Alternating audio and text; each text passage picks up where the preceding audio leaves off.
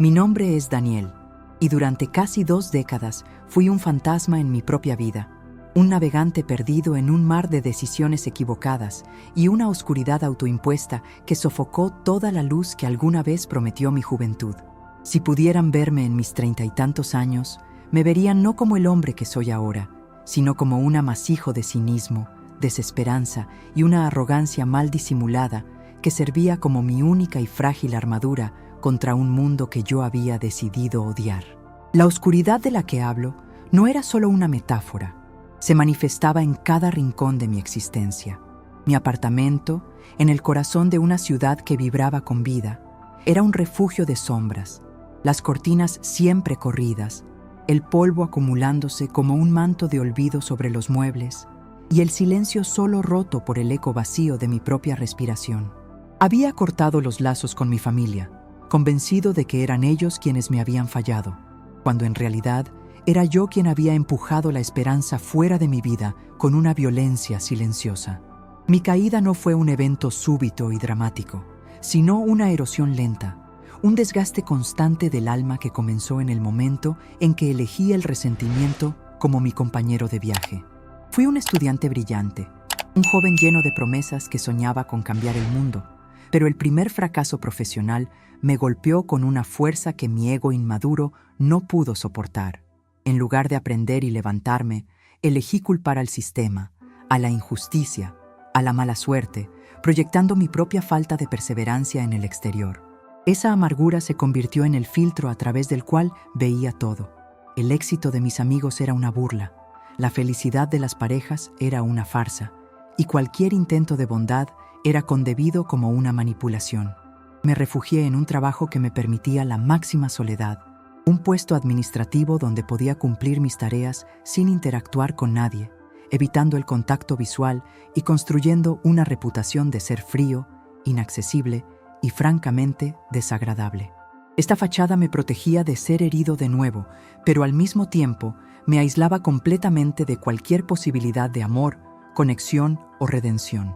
Durante esos años, mi relación con la fe, con Dios, era la de un ateo militante, o peor aún, la de un creyente profundamente herido que había decidido que si Dios existía, era un ser cruel e indiferente. Cuando mi madre, la única persona que nunca dejó de enviarme mensajes de amor y preocupación, enfermó gravemente, mi reacción fue de un cinismo escalofriante. Me dije a mí mismo que si existía un poder superior, ¿cómo permitía el sufrimiento de una persona tan pura y bondadosa?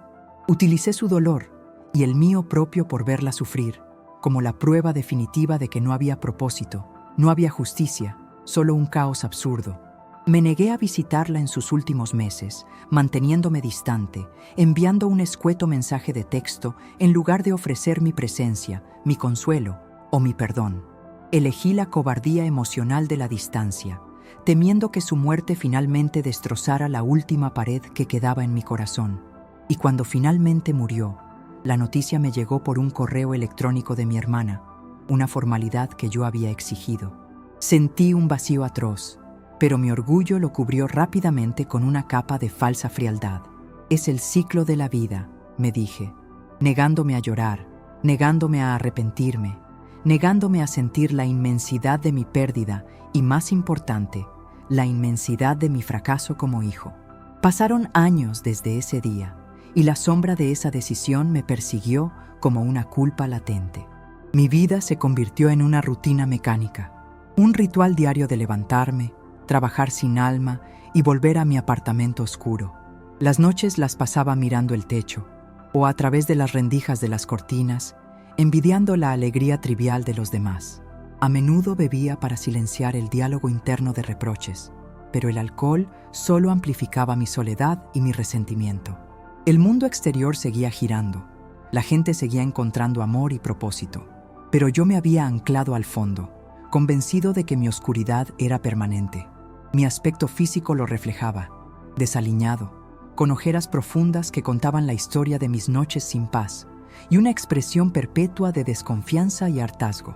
Era un ser humano funcional, que pagaba sus cuentas y hacía su trabajo, pero emocionalmente y espiritualmente estaba en bancarrota.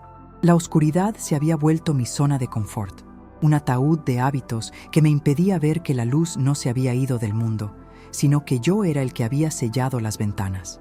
Una noche, sin un detonante específico, mientras estaba sentado en mi sillón, la bombilla de mi lámpara favorita, la única fuente de luz cálida que permitía en mi salón, se quemó con un pequeño pop y me dejó sumido en una oscuridad total. La negrura era tan absoluta, tan opresiva, que por primera vez no pude soportarla. Me invadió un pánico primordial, no por la falta de luz, sino por la aterradora comprensión de que esa negrura externa era el reflejo exacto de mi alma. Y en esa oscuridad física y espiritual, la voz de mi madre, una voz que no había permitido escuchar en años, resonó en mi mente. No era un reproche, sino un susurro de amor incondicional. Fue en ese momento de quiebre total, sin testigos, sin artificios, que mi corazón endurecido cedió. Caí de rodillas, no como un acto de fe, sino como un acto de rendición absoluta ante la miseria de mi existencia. Y por primera vez en años, mis labios articularon una palabra, una súplica desesperada y sincera. Dios. No sabía a quién le estaba hablando, ni cómo, pero el simple acto de reconocer una entidad superior y mi propia necesidad fue el primer resquicio de luz en una vida de sombras. Esa rendición fue el primer paso vacilante hacia el arrepentimiento, el principio de la demolición del muro que yo mismo había construido entre mi alma y la posibilidad de la esperanza. La palabra Dios, pronunciada en el vacío opresivo de mi apartamento, fue menos una oración y más un grito de auxilio, un reconocimiento forzoso de que mi propia fuerza, mi cinismo y mi orgullo no solo habían fracasado en traerme paz, sino que me habían sepultado vivo. Fue la primera vez que la verdad se me presentó sin el filtro de mi resentimiento. Yo era el arquitecto de mi propia prisión. El simple acto de articular esa palabra abrió una fisura en el cemento de mi alma, y por esa pequeña abertura se coló el recuerdo de mi madre, no el recuerdo doloroso de su enfermedad, sino la imagen vívida de su fe inquebrantable, de su sonrisa paciente y de la forma en que ella siempre veía la bondad incluso en las circunstancias más sombrías. El llanto que vino después no fue de dolor por la pérdida, sino de profunda vergüenza y arrepentimiento por los años de luz que había desperdiciado y por la crueldad silenciosa con la que la había castigado a ella y a mí mismo. El arrepentimiento, lo descubrí en esa noche oscura, no es una emoción pasiva, sino una fuerza motriz violenta que exige acción. A la mañana siguiente, me levanté del suelo, donde había pasado la noche acurrucado, y por primera vez en años, abrí completamente las cortinas de mi salón. La luz del sol se derramó sobre el polvo y el desorden, revelando sin piedad la decadencia de mi entorno, y en ese reflejo físico, vi la decadencia de mi vida interior. El sol no me cegó, me confrontó. Decidí que el primer acto de mi nueva vida sería desmantelar esa fortaleza de sombras. Pasé el día limpiando y tirando a la basura años de acumulación, deshaciéndome no solo de objetos inútiles, sino de los recuerdos tóxicos y las excusas que se adherían a ellos. Fue un ritual de exorcismo doméstico, agotador y purificador. Al final del día, el apartamento seguía siendo humilde, pero estaba limpio, bañado en una luz natural que lo transformaba de un refugio en una morada. El segundo paso fue el más difícil, la reconciliación. Mi hermana, Laura, era la única conexión familiar que me quedaba, una mujer que había soportado mis desplantes y mi indiferencia con una paciencia casi santa. No había hablado con ella en más de 5 años, y la idea de enfrentarla, de admitir mi egoísmo y mi culpa, me aterraba. Pero el arrepentimiento me dio el coraje que la arrogancia me había negado. Le escribí una carta, no un correo electrónico o un mensaje de texto impersonal, sino una carta escrita a mano, torpe y sincera, en la que no daba excusas, solo pedía perdón por mi ausencia, por mi frialdad durante la enfermedad de nuestra madre y por mi rechazo a la familia. No pedía ser aceptado de vuelta, solo que aceptara mi disculpa. La envié sin esperar respuesta, sintiendo que el simple acto de enviarla había liberado un peso enorme de mi pecho. La respuesta de Laura llegó una semana después, no en papel, sino a través de una llamada telefónica. Al ver su nombre en la pantalla, mi corazón dio un vuelco. Respondí con un temblor en la voz que delató mi vulnerabilidad. Lo que escuché no fue el resentimiento justificado, sino el llanto suave y reconfortante de mi hermana. «Daniel», dijo, con la voz quebrada por las lágrimas, «esperé este día durante años. No tengo nada que perdonar. Te extrañé mucho». Esa frase, «no tengo nada que perdonar», fue el verdadero catalizador de mi redención. Me di cuenta de que el rencor que yo creía que la gente me guardaba solo existía en mi propia mente. La luz de su perdón fue tan poderosa que me hizo llorar de nuevo, pero esta vez eran lágrimas de liberación. Laura me invitó a visitarla, a volver a ver a sus hijos, mis sobrinos, a quienes solo conocía por fotos viejas. Acepté, temeroso pero decidido a reconstruir los puentes que había quemado. Mi camino hacia Dios no fue una conversión súbita, sino una búsqueda lenta y metódica, impulsada por la necesidad. Empecé a leer viejos libros de mi madre sobre espiritualidad, textos que antes había desdeñado como tonterías sentimentales. Descubrí que la fe no era la negación del sufrimiento, sino la certeza de que incluso en la oscuridad, uno no está solo. Comencé a asistir a una pequeña iglesia cerca de mi trabajo. Al principio solo sentándome en la parte de atrás, observando a la gente, sintiéndome un extraño. Escuchaba las palabras del pastor sobre el amor incondicional y el poder de la gracia. Y esas palabras, que antes me habrían provocado sarcasmo, ahora tocaban una fibra sensible en mi corazón. Me di cuenta de que mi resentimiento no había castigado a Dios, sino que me había castigado a mí mismo, privándome de la única fuente de paz que la vida puede ofrecer.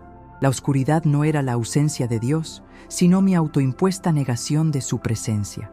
El primer acto de fe real vino cuando, con la ayuda y el aliento de Laura, visité la tumba de mi madre. Llevé flores frescas, no las obligatorias de los años anteriores, sino una selección que sabía que a ella le habrían encantado. Me arrodillé ante la lápida y, en ese lugar sagrado, hablé con ella, contándole de mi arrepentimiento, de mi limpieza, de mi búsqueda de la luz. Pedí perdón, no solo por mi ausencia en sus últimos días, sino por la oscuridad en la que me había sumido y que había ensombrecido su recuerdo. Sentí una paz inexplicable, un calor que me abrazó como el consuelo que ella siempre me daba. Era como si el ciclo de dolor se hubiera roto, y en ese momento, su memoria ya no era una fuente de culpa, sino de inspiración. La fe se había manifestado no con milagros grandiosos, sino a través de la simple y profunda belleza de la reconciliación. Había dejado de ser un fantasma. Mi vida estaba regresando lentamente, paso a paso, de la negrura a la luz, y la reconstrucción apenas había comenzado, preparándome para un encuentro que pondría a prueba la solidez de mi nueva fe. El proceso de sanación fue tan gradual como había sido mi caída en la oscuridad, un trabajo diario de desaprender el cinismo y reaprender la gratitud. Mi visita a la tumba de mi madre y la reconciliación con Laura no fueron puntos finales, sino el combustible que necesitaba para la larga caminata. Cada mañana, al despertar en mi apartamento ahora bañado por el sol, me obligaba a encontrar una razón para agradecer, un pequeño ejercicio que contrarrestaba años de enfocarme únicamente en la miseria. Empecé a notar los detalles de la vida que antes me pasaban desapercibidos. La risa de un niño en la calle, la complejidad de un amanecer, la simple cortesía de un vecino. Estos pequeños destellos de luz reforzaban mi incipiente fe y me recordaban que el mundo no era inherentemente hostil, sino que yo lo había percibido así. Mi relación con mi trabajo también comenzó a transformarse. El puesto administrativo que antes utilizaba como un escudo de aislamiento se convirtió en un campo de entrenamiento para la interacción humana. Comencé a responder a los correos electrónicos con amabilidad, a ofrecer ayuda a mis colegas y, lo más sorprendente para ellos, a sonreír. Mi transformación no pasó desapercibida. Mis compañeros, acostumbrados a mi temperamento huraño, al principio se mostraron cautelosos, incluso sospechosos, pero la consistencia de mi nueva actitud, la genuina calidez que emanaba de mí, lentamente rompió su desconfianza. Un día, una colega, Una mujer mayor y sabia llamada Carmen se acercó a mi escritorio. «Daniel», dijo con una voz suave, «no sé qué cambió en ti, pero es hermoso verlo. Pareces haber encontrado algo». En lugar de refugiarme en la negación, le conté brevemente sobre mi oscuridad y mi búsqueda de arrepentimiento. Carmen, con los ojos llenos de comprensión, me reveló que ella también había pasado por un periodo de profunda desesperación y que la fe había sido su ancla. Ese momento de vulnerabilidad compartida no solo cimentó una amistad inesperada, sino que me enseñó el poder sanador de la honestidad. El verdadero desafío de mi nueva vida llegó a través de la caridad. Motivada por mi hermana y mi necesidad de enmendar los años de egoísmo, comencé a hacer trabajo voluntario en un refugio para personas sin hogar. El refugio, ubicado en una zona olvidada de la ciudad, era un lugar de necesidad palpable, pero también de una sorprendente comunidad. Mi tarea inicial era simple: servir comidas. Al principio, me sentía incómodo, torpe al interactuar con personas cuyas historias eran tan diferentes a la mía, pero cuyas almas revelaban la misma fragilidad y necesidad de amor que yo había experimentado en mi soledad. Un día, mientras servía la cena, un hombre mayor y con el rostro surcado por las inclemencias de la vida, me miró directamente a los ojos. Había en su mirada una tristeza profunda que reconocí de inmediato. Era la misma desesperanza vacía que yo había visto en mi propio reflejo durante años. El hombre, llamado Ernesto, apenas hablaba. Comía su comida en silencio y se retiraba a un rincón, evitando el contacto. Había algo en él, sin embargo, que me atraía. Quizás el recordatorio de lo cerca que yo había estado de ese destino. Decidí no forzar la interacción, sino simplemente ser consistente. Cada día le sonreía al darle su plato. Le deseaba un buen día. Le ofrecía una palabra de aliento. Al principio, Ernesto me ignoraba por completo. Pero después de semanas de esta rutina inmutable, un día, al entregarle su comida, Ernesto levantó la vista. «Gracias», murmuró, su voz ronca por el desuso. Fue una palabra simple, pero para mí fue una victoria monumental, la prueba de que la consistencia del amor y la atención podía penetrar incluso las corazas más gruesas. La interacción se fue haciendo más profunda. Descubrí que Ernesto había sido un carpintero experto que había perdido su negocio y su familia debido a la adicción. Un hombre que se sentía imperdonable y sin propósito. El tema de la adicción no era ajeno a mí, ya que el alcohol había sido mi propio refugio tóxico. Al compartirle mi propia historia de oscuridad, de cómo había tocado fondo y cómo el arrepentimiento me había dado una segunda oportunidad, Ernesto comenzó a abrirse. Le hablé de mi fe recién descubierta, no como un dogma, sino como una fuerza que me había ayudado a perdonarme a mí mismo. Le dije que el pasado no tenía el poder de definir el futuro si uno estaba dispuesto a volverse hacia la luz. El cambio en Ernesto fue tan lento y difícil como lo había sido el mío. Un día le pedí que me enseñara algo de carpintería, sabiendo que el propósito es la medicina más poderosa contra la desesperanza. Al principio se negó, diciendo que sus manos ya no servían para nada bueno, pero insistí. Con la paciencia que Elena le había mostrado a Alexander en mi historia anterior, recordándome a mí mismo que la sanación a menudo se disfraza de trabajo. Finalmente, Ernesto accedió. Encontró un pequeño taller abandonado cerca del refugio y, usando herramientas rudimentarias donadas, comenzó a mostrarme los secretos de la madera. Al ver a Ernesto concentrado, sus manos, aunque temblorosas, moviéndose con la precisión del artesano que nunca olvida su arte, vi la luz regresar a sus ojos. El trabajo le devolvía su dignidad. La oscuridad de mi propia vida se había disipado, pero ahora mi misión era ayudar a iluminar la oscuridad de otros, entendiendo que el verdadero arrepentimiento florece en el servicio desinteresado. La prueba final de mi fe se acercaba, una prueba que me obligaría a confrontar la raíz misma de mi antigua amargura. Mi compromiso con el servicio y la fe crecía día a día, un sólido cimiento que reemplazaba la arena movediza de mi resentimiento. El trabajo voluntario se convirtió en la parte más significativa de mi semana. Ver el brillo regresar a los ojos de Ernesto mientras tallaba la madera, o presenciar la gratitud de quienes encontraban una comida caliente, Me ofrecía una recompensa que mi antiguo sueldo de ejecutivo nunca pudo igualar.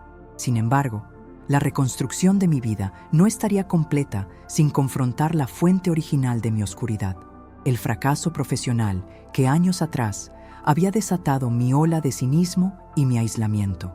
Yo había culpado a un antiguo socio, un hombre llamado Ricardo, por la caída de nuestra primera empresa de software, convencido de que su ambición desmedida y una traición calculada habían arruinado mi futuro y mi reputación.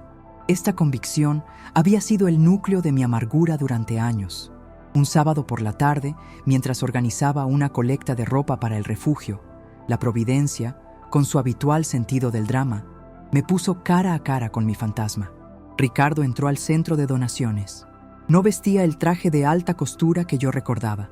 Sus ropas estaban desgastadas y su rostro, aunque familiar, estaba marcado por una fatiga profunda y una derrota palpable.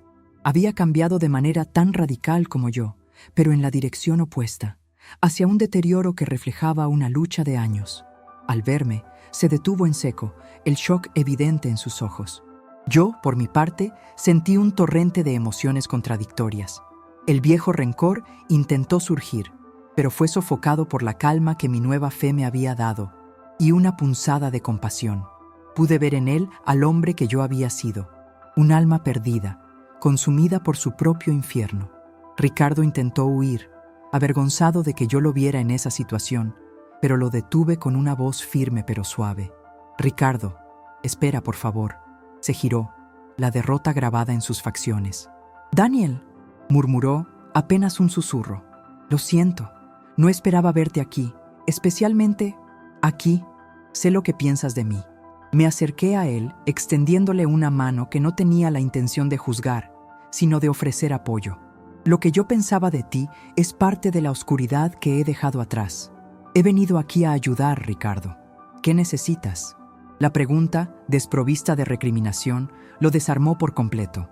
Rompió a llorar, sollozando sin control, una liberación emocional que no había permitido en años. Me contó su historia. La empresa fallida no fue solo culpa suya, sino un conjunto de malas decisiones en un mercado volátil. Pero el peso del fracaso lo había empujado a una espiral de malas inversiones y, eventualmente, a la pérdida de todo. Había vivido con la culpa de la caída de nuestra empresa, sabiendo que yo lo odiaba, y esa culpa lo había consumido. La revelación fue un golpe directo a mi antigua narrativa. Me di cuenta de que mi resentimiento había simplificado una verdad compleja, reduciendo la tragedia a un acto de traición personal para justificar mi propia autocompasión y aislamiento. No había habido un villano calculado, solo dos jóvenes ambiciosos que fracasaron. Mi oscuridad no había sido causada por Ricardo, sino por mi incapacidad de perdonarlo y, sobre todo, de perdonarme a mí mismo por la ambición fallida. Al ver a Ricardo en su miseria, entendí que el verdadero perdón tenía que ser bilateral, un acto de liberación mutua. Lo abracé, un gesto impensable para el Daniel de hace unos años. «Te perdono, Ricardo», le dije, «y por favor, perdóname a mí por el odio que guardé por tanto tiempo.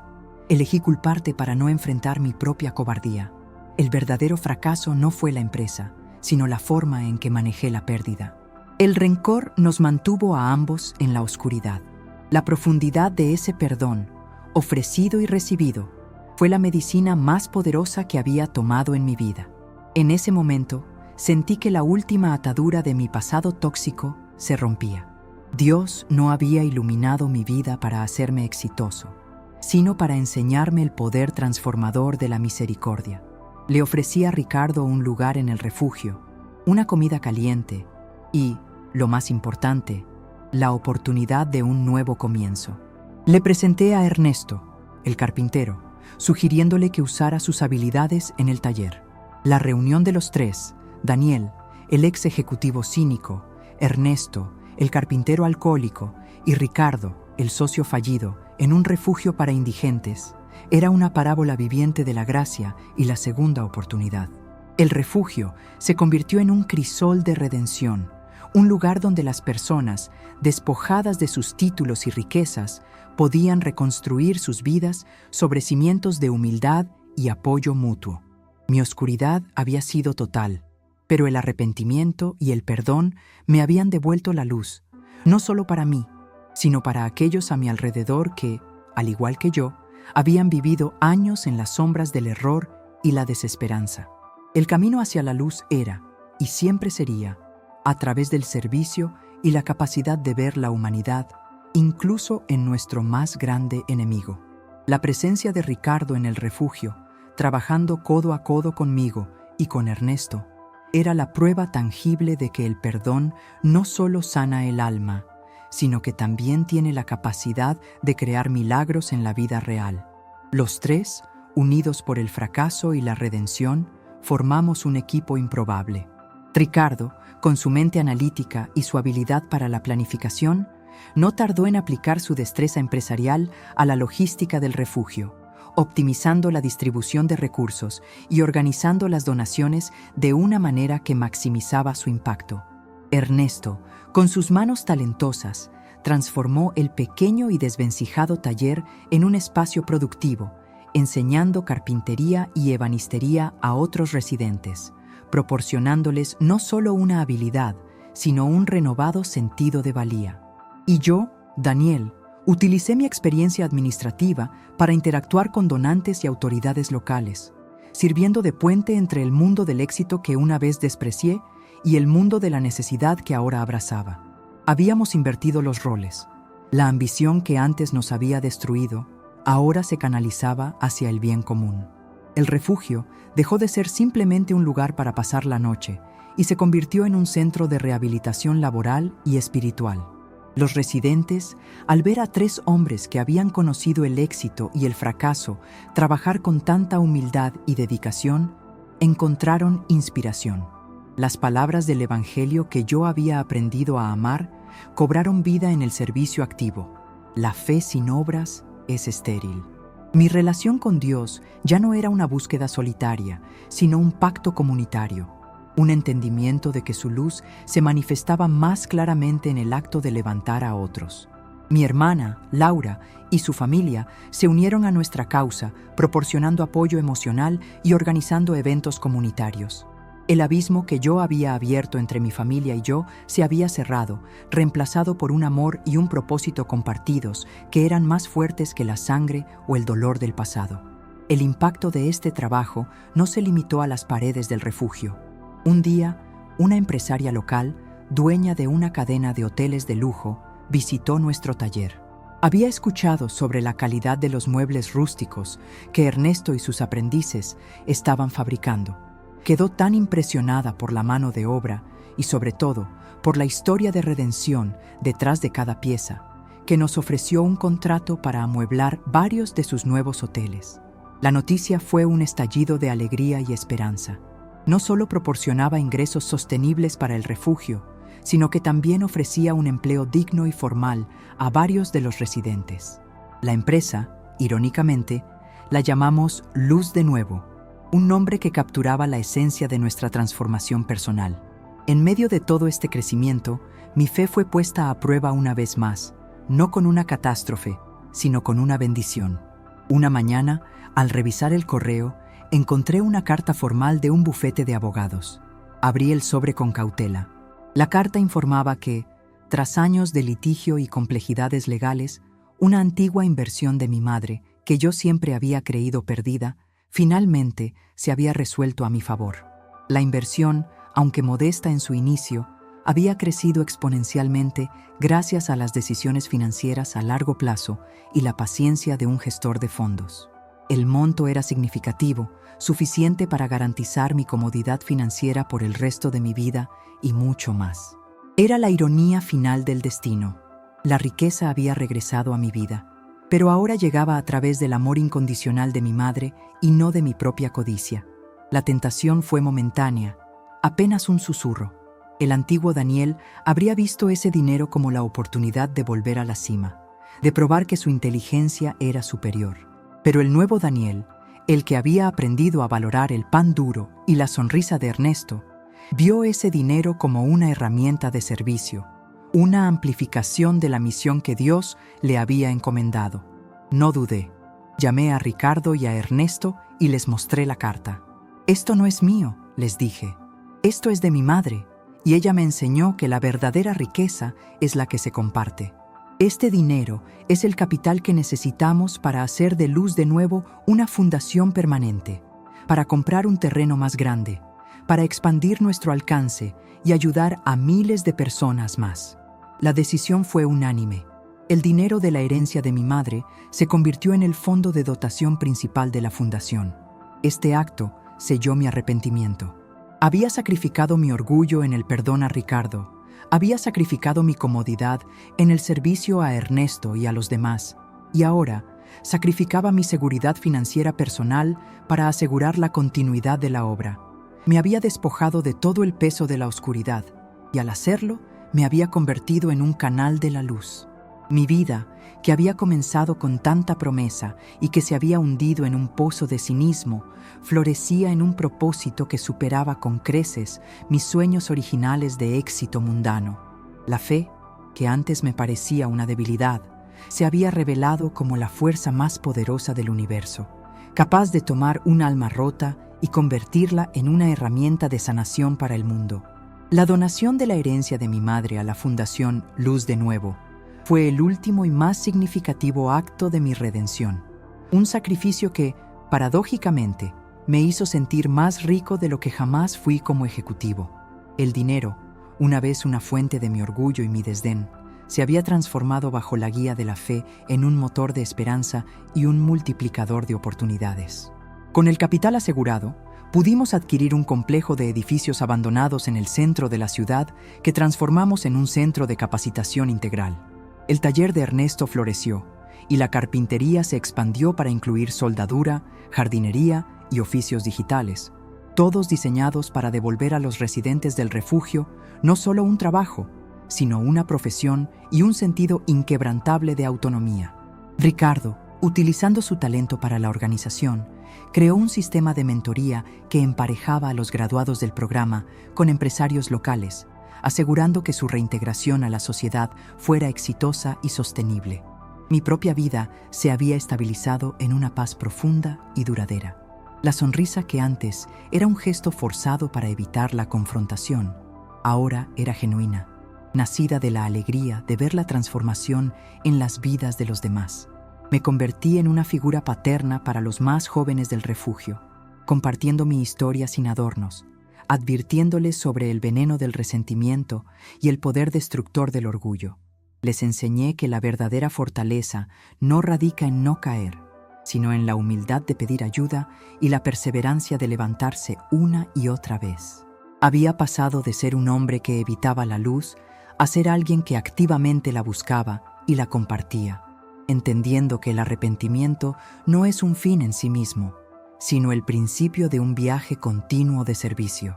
Mi relación con Laura y mis sobrinos era una bendición diaria. Recuperé todos los años perdidos, celebrando cada cumpleaños y festividad con una gratitud que solo se obtiene después de haber conocido la soledad absoluta. Mi madre, cuyo recuerdo me había consumido de culpa, se había convertido ahora en mi ángel guía, su amor incondicional siendo el verdadero arquitecto de mi nueva vida. Yo había buscado a Dios en el ateísmo y el cinismo, pero Él se había manifestado en el amor de mi madre, en el perdón de mi hermana y en la amistad de hombres rotos como Ernesto y Ricardo. El milagro no fue el dinero heredado, sino la capacidad de mi corazón para recibir la gracia y luego distribuirla. Años después de aquella noche en que la bombilla se quemó y me dejó en la oscuridad, me encontraba en el atrio del ahora próspero centro de la fundación, dando un discurso en la ceremonia de graduación de una nueva cohorte de aprendices. El lugar estaba lleno de luz, no solo por el sol que entraba por los grandes ventanales, sino por la esperanza radiante en los rostros de los graduados, listos para enfrentar el mundo. Mis ojos se posaron en Ricardo, ahora un miembro de la junta directiva de la fundación, y en Ernesto, que supervisaba el taller con la autoridad tranquila de un maestro. Eran mis hermanos en la redención, los socios que nunca supe que necesitaba. En mi discurso no hablé de éxito empresarial o de cifras de crecimiento. Hablé de la oscuridad. Yo viví años en un ataúd de resentimiento y orgullo. Creí que el mundo me debía algo, y cuando no lo obtuve, me cerré a la luz. Pero la oscuridad, si la enfrentamos con honestidad, tiene un don. Nos obliga a arrodillarnos, a darnos cuenta de que no somos autosuficientes. Mi arrepentimiento no fue un lamento, sino una puerta. La puerta que me permitió abrir mi corazón y pedir ayuda, no solo a Dios, sino a mis semejantes.